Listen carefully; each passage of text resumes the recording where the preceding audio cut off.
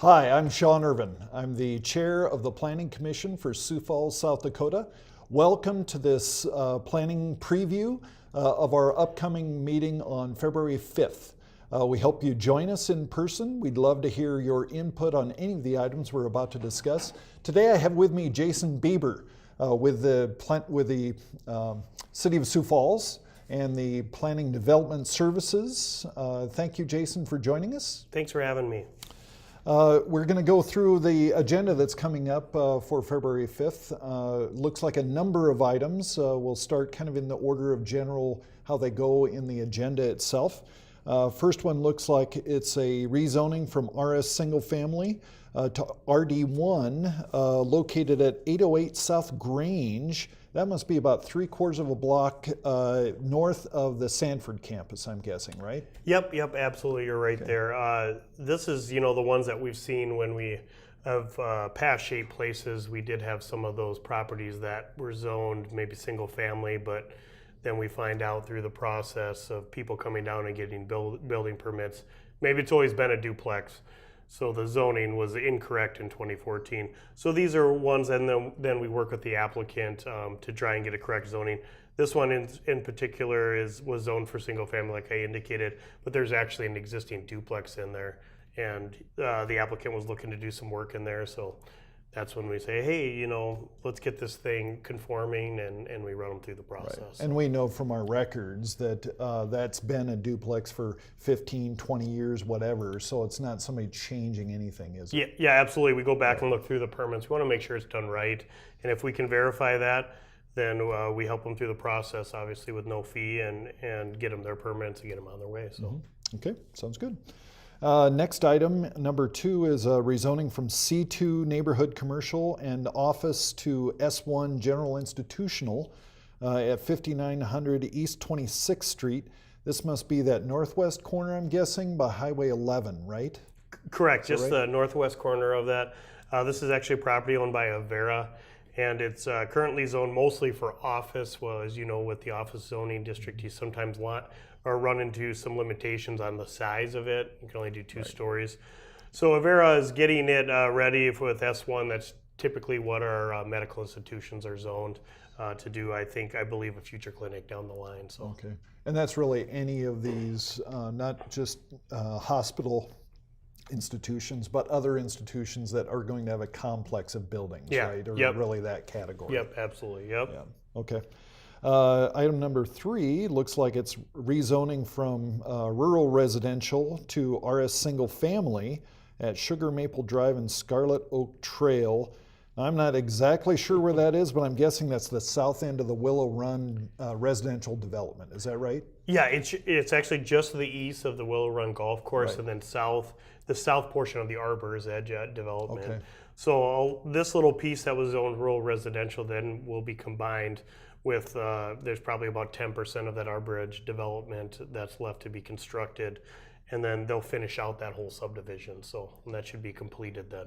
Mm-hmm. And that'll be more of a traditional residential single family kind of approach rather than the rural section. Yeah, absolutely. There'll be larger lots, but not those acre lots that a rural residential zoning district would require. Right. So. Okay, nope, that makes sense.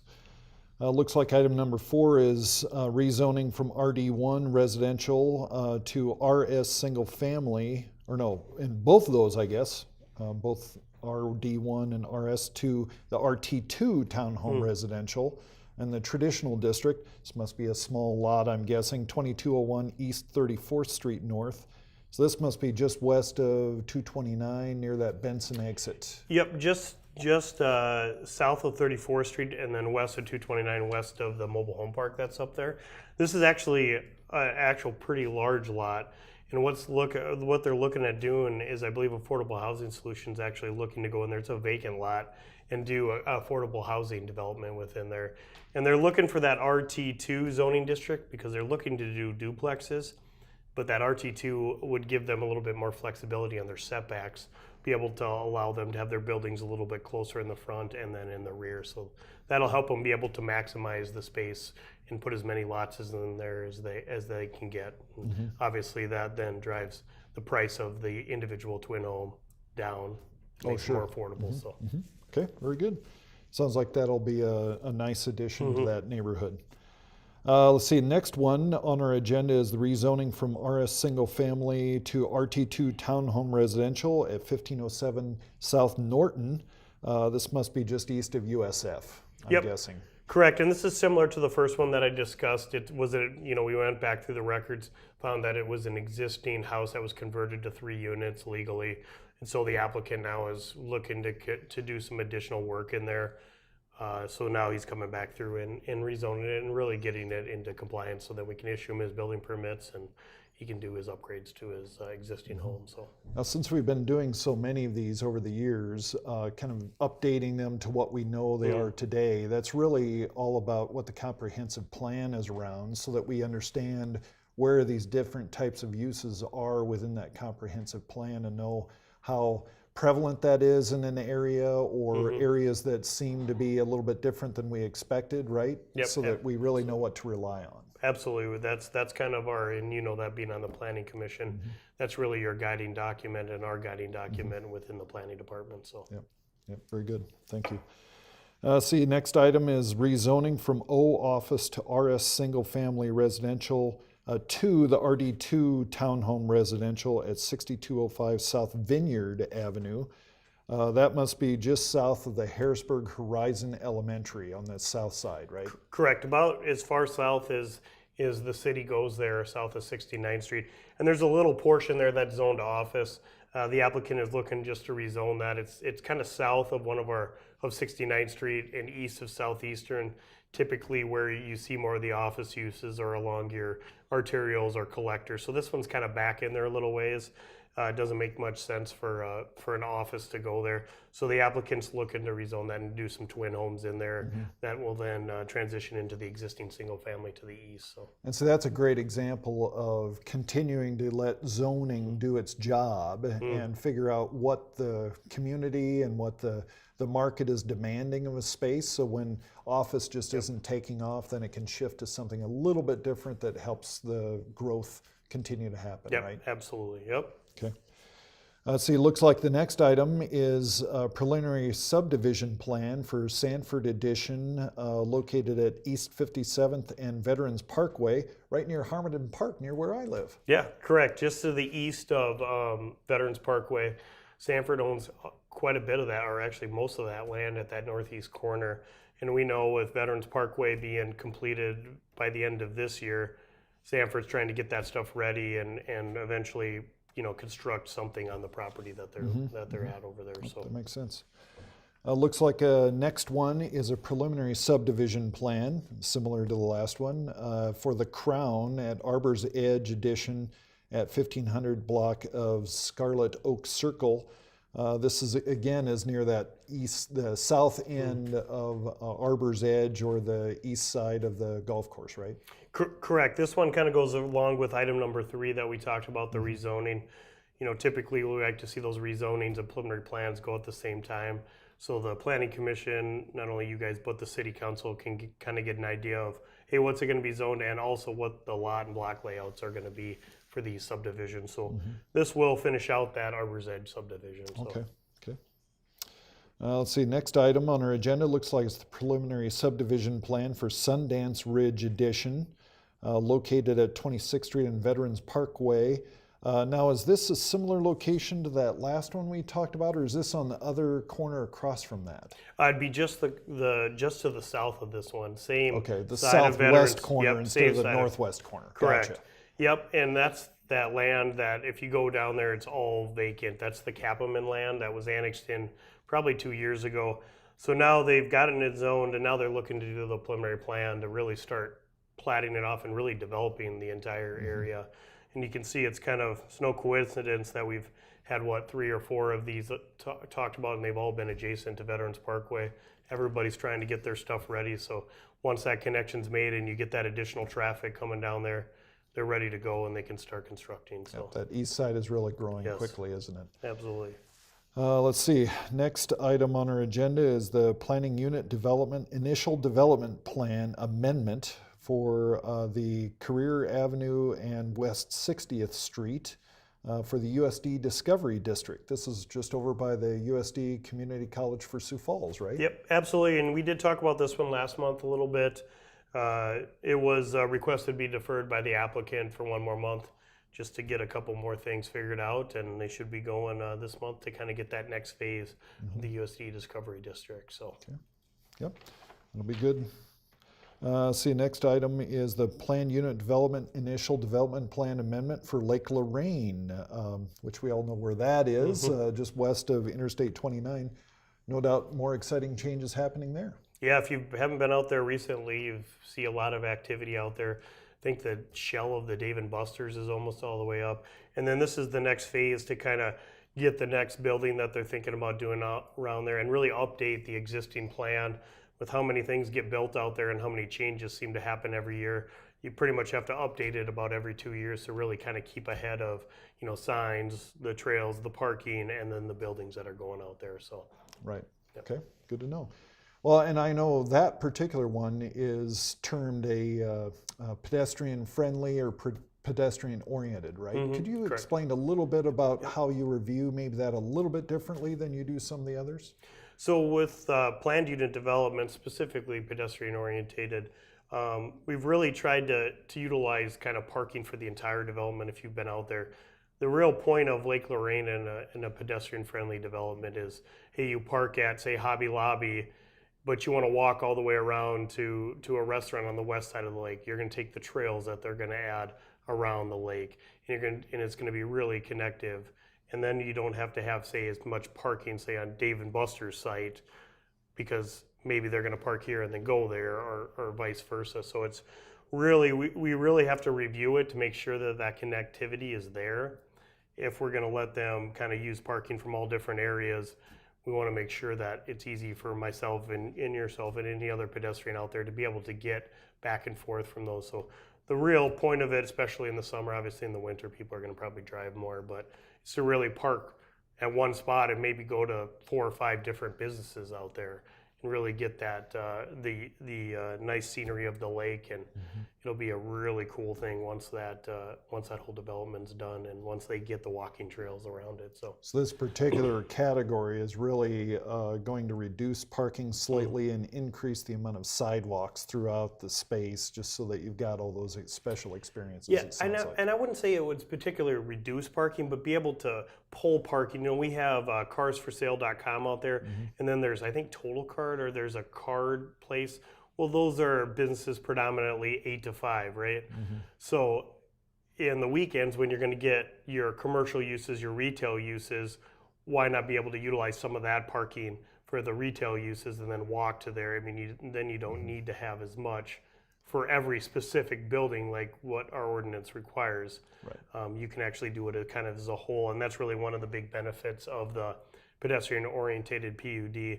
And also, it gives you a lot more flexibility for signage to be able to do some unique Lake Lorraine signage, campus ID signs out there, really be able to utilize directional and different things like that. So.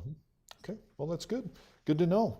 Sounds like we've got an interesting agenda, fairly full agenda, but we're always looking for participation from the public. So if you'd like to hear more about these, feel free to log into our website so you can see some of these items coming up on the agenda. If you would like to express an opinion about one of them, feel free to come to our Planning Commission meeting on February 5th. We'd love to hear your opinion.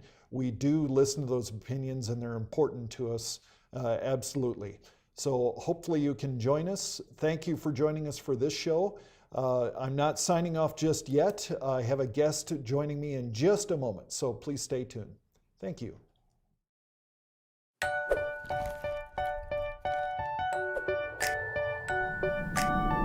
Don't be slippin'. Not your grade in high school geometry slippin'. More like icy road slippin'. We know winter weather can make driving conditions tough. That's why it's always important to be prepared. Keep an emergency kit in your vehicle. Check road reports for closings or hazardous conditions. Don't crowd the plow. And be aware of your surroundings in case of a breakdown, because you never know what's out there. Take this winter by the wheel. Stay safe, stay warm, and stay on the road. Minnehaha County Highway Department, celebrating 100 years of happy highways. The City of Sioux Falls has an easy way for you to help your community. Simply download the City of Sioux Falls mobile app. The app can be used to ask a question or to report a variety of nuisances like potholes, graffiti, streetlights not working, abandoned vehicles, and more. You can even upload a photo with your report. Every report is immediately routed to the appropriate team so they can quickly respond. In addition to tracking your reports, the app allows you to view reports submitted by other users and learn when they've been resolved. Go to the App Store or Google Play stores and download the City of Sioux Falls app today. Hi, welcome back. Now I have with me Butch Warrington with the City of Sioux Falls. He is the Chief Building Official for us. Welcome, Butch. How are you doing? I am doing well. Thanks for having me, Sean. Good to hear it, Butch. I understand that some new figures are out looking at how we did in 2019 for new building permits. Could you share some of that with us? Yes, we did have another very good year. About $72 million.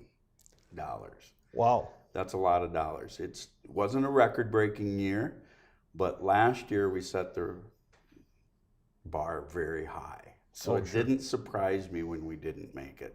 We were about $15 million short of last year's record-breaking year. But we had some really large projects that year too. I think that's a lot of why it went up quite significantly, right? Yes, we had the Avera on Louise project, and that was a huge project.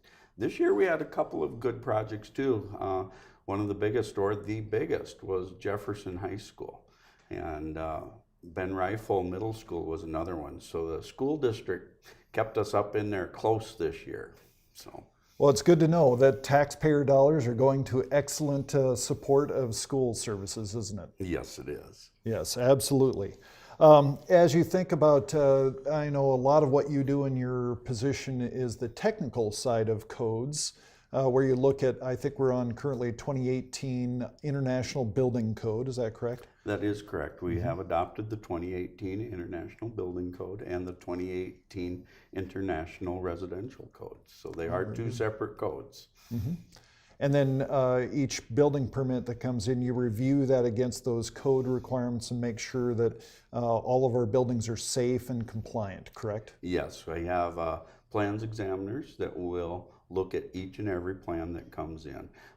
We check them for code compliance before we issue the building permit. Well, I know from history, it's really important to make sure that people are really considering those things that are code requirements, because really when they go to sell their building or sell their house to somebody else, the person coming in wants to know that that's a code compliant house for when it was done, correct? This is true. It is very important, and everybody wants to buy a safe house. And when you buy a house, you assume that it is safe, that all those inspections have been done properly. Right. So your department's role is not just to kind of force changes in people's plans. It's really to make sure the public is protected, and then they know there's a consistency to the kind of buildings that they would buy in a place like Sioux Falls, right? Yes, this is true. It really comes down to safety, Sean. That's what it really all comes down to. Well, and that's great. I think, we've been dealing with codes since I ever remember starting in the business, and it's really an important element for everybody. Now, I think you and I talked earlier about residential projects and what really needs to be covered by a building permit. Because that's always the thing that people start to think about, is this little project I'm going to do really need a building permit? Like I'm going to install a new sink in my kitchen, for example. Does that require a building permit? Typically, if it's just the sink, you're going to be okay. But once you start moving appliances, moving locations, adding some electrical, anything like that, then a building permit is going to be required, along with any applicable plumbing, electrical, or mechanical permits. So what would constitute a project that maybe doesn't require any kind of a building permit in your mind? By what the International Residential Code says, you don't need a permit to paint.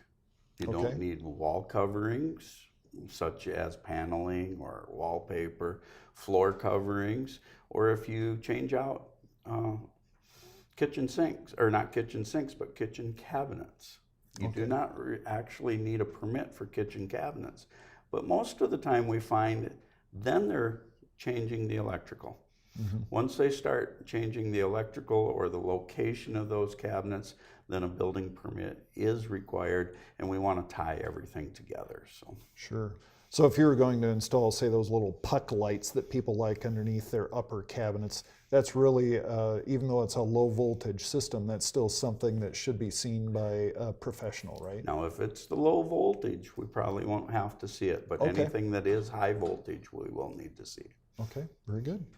And then as you think about those types of projects, you know, I know that as we consider those things, you always worry about how expensive is a building permit going to be, and are my taxes automatically going to go up? I think I've seen from history, taxes don't automatically go up, and building permits, at least in Sioux Falls from my experience, are really pretty reasonable, aren't they? They are. For what you have to pay for a building permit, it's well worth that safety to get all those inspectors out there. The minimum building permit at this time is $20. So we go there, but it is based on the cost of the project. So the more you spend, the higher that building permit is going to be. Right. And I know years ago we used to have a rule that allowed a person to do certain things within that construction themselves. For example, electrical systems. Is that still the case, or has that changed? That's still the case if you own the home and live there. If you don't live there and own it, then you have to hire a contractor. Likewise, if you live someplace else, say a rental apartment, then you can't pull the mechanical, electrical, or plumbing permits, but you can pull the building permit on a rental. But electrical, plumbing, mechanical, you have to own it and live there in order to obtain that permit. Okay, well, that's very good to know. You know, I think that a lot of people consider doing pieces of their project themselves, and knowing that that is an option still is some sense of comfort knowing that you can control your budget a little bit, right? Yep, I believe you're correct in that. And some people are very handy at doing it, so Sure. let them do it. And I think that's, you know, from, I know I did a project like that myself under a building permit, and I found it really advantageous to have a building inspector come out and just kind of look it over, make sure that even though I was doing it myself, it was still according to code. Yep, we still do the same inspections for a homeowner and their permits as we do for a general contractor. We still have to get the same inspections, and everything will be correct by the time we're done. And like we said in the beginning, it's all about safety and keeping the public safe and knowing they've got a quality construction project when it's done. That is correct. Very good. Well, thank you, Butch, for joining me today. Thank you all for joining us. We really appreciate you checking out these programs. These are all intended to be very informative and helpful with knowing what Planning Commission is working on, what your City of Sioux Falls is doing on your behalf. Thank you for joining us, and we hope to see you soon.